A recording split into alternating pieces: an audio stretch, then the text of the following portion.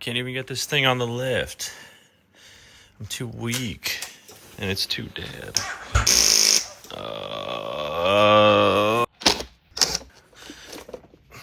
Get the fuck off.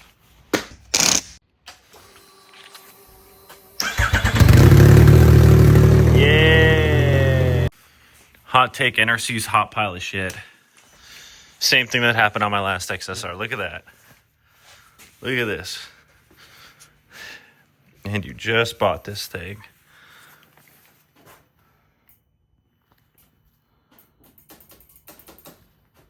Turn signal still works though. But man, what is wrong with these things, man? Hasn't even been on here for like a couple months. I don't know. Oh. Oh. Oh. Oh. Oh. It bound up. Oh. Oh. Oh. Oh. Oh. Oh, man. Boom. Boom. Boom. There we go. One thing I have to do before you pull the shifter off, just mark it. Just relatively the right spot, you know, I mean, it's good enough.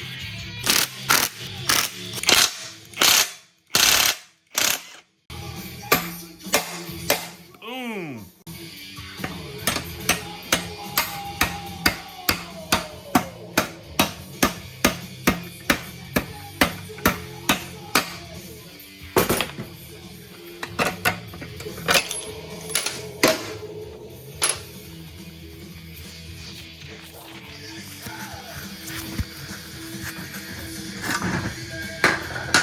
Boom! Out just like that.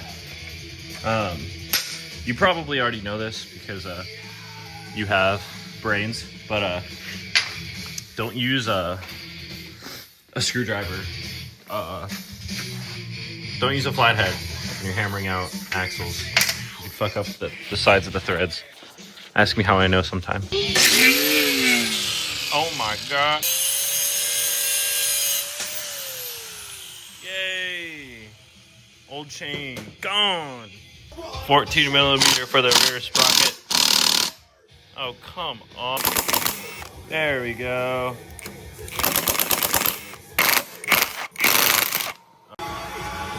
Yeah.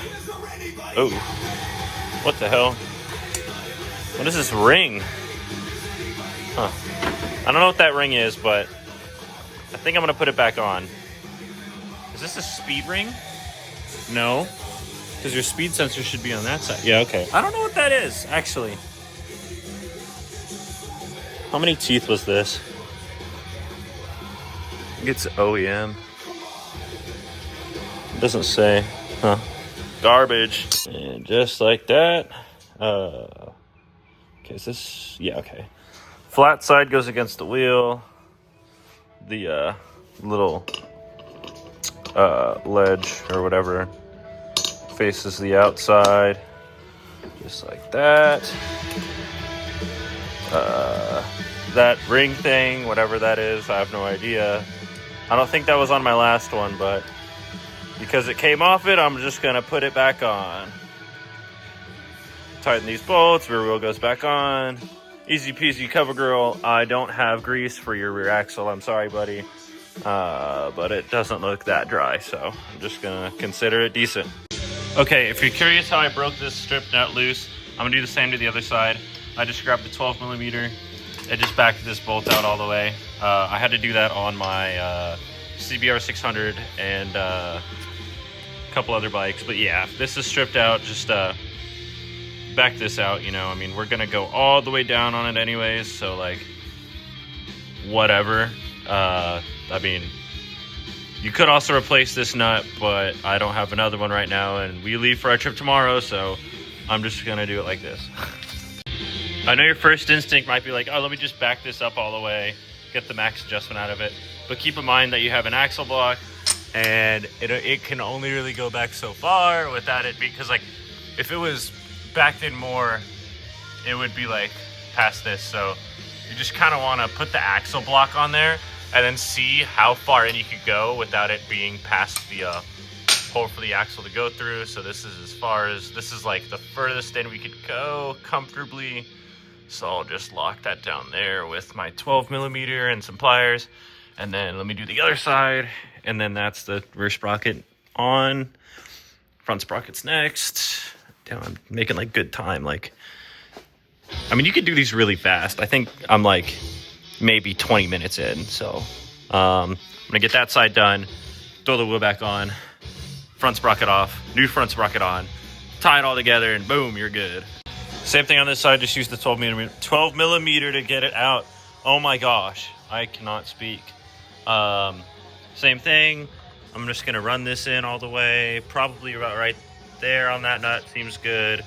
Check the axle block, make sure it's lined up good, and then throw the axle blocks on, throw the axle in, the axle nut, get her torque down, and that's about it for the rear. Just like that. Just like that. Nice and flush. All right. Let me get this axle in. And then we are golden. Another pro tip. So the axle goes in from the left side. So on the Harley, it's different. What I like to do for my bikes is I'll hold the wheel up, but because there's, it's hard to hold it up by yourself, I'll lift the wheel up, stick a socket wrench on the right side so it kind of holds the wheel up like this. So I only have to lift it up from the left side and push the axle in. I'll try and show you. Okay, so I got it in. It's kind of a pain in the butt. I had to like stand over it. But I got the socket wrench through the right side.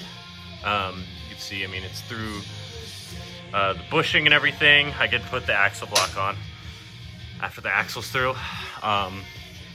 So now that made my life a million times easier because all I'll have to do is grab the axle, throw it there,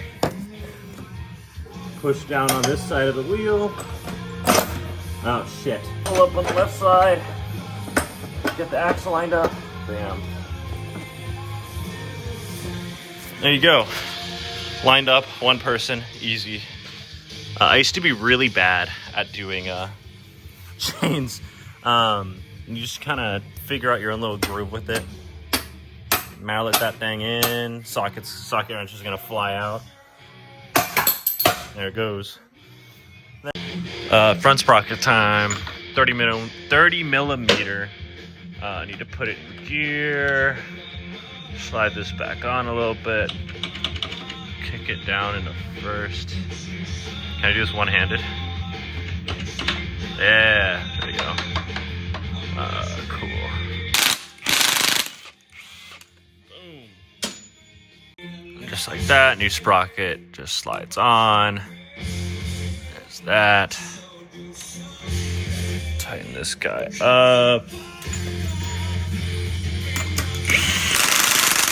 Good enough. Cool. Chain time. This is the part that I really freaking hate. Because they're covered in oils and stuff. Let me get it out of the box. Boom. Okay, so it came with both a clip and a rivet. Here's the chain. Oh yeah, it has the freaking gross on it. Oh, I hate this stuff. Let me see if I can find some gloves. Okay, so found me some gloves. Good old hog gloves, some Harley gloves. So, need to get this thing back in neutral real quick. Just slide the shifter linkage back on. Click up.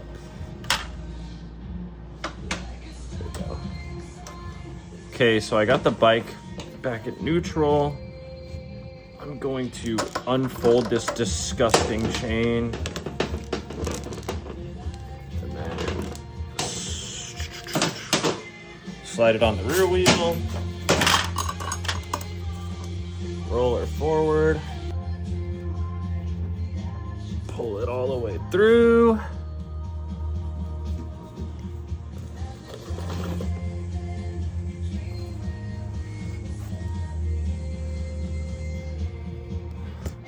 Awesome, because you got the chain that's meant for this bike, size-wise. I don't have to make a cut. I have to go in a little bit on the chain adjusters and then stretch it out a little bit. So saves me from having to angle grind it apart. So I'll go in on these a little bit and then throw the master link on.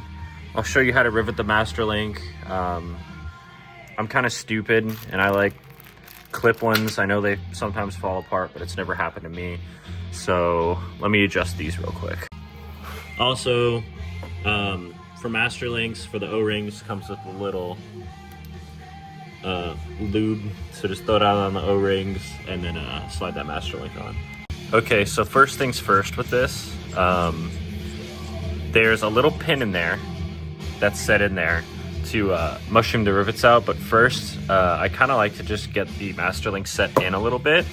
So what I do is I take that out so the pin isn't getting pushed in, and then I grab me an impact because I'm lazy. What size is that?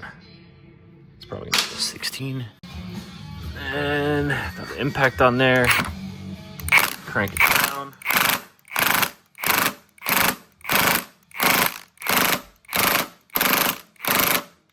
Good. Okay, see how that got that down a little bit? So now what I'm gonna do, I mean, there's really no wrong way to do this. I mean, as long as you get the master link flush, you know, and then to the point where these little rivets are sticking out, that's all that matters. So let me just kind of crank this down a little bit more. Okay, so that's how you want it. Just like that. See, they're sticking out. So now there's this little pin in here with the spring. This one's too big, so I'm gonna use a smaller pin. Did it not come with a smaller pin? No? Okay, well, I will just use, I guess I'll just use this one. And then you're just going to put the pin in there with the spring. I mean, whatever kit you get, I mean, it just kind of, it differs. I've always used the Stockholm ones from Cycle Gear. They have different sized pins, but I guess the bad part about having those really thin pins is that they freaking explode or crack or snap. So, yeah, throw that little pin in there and then screw in this top bolt.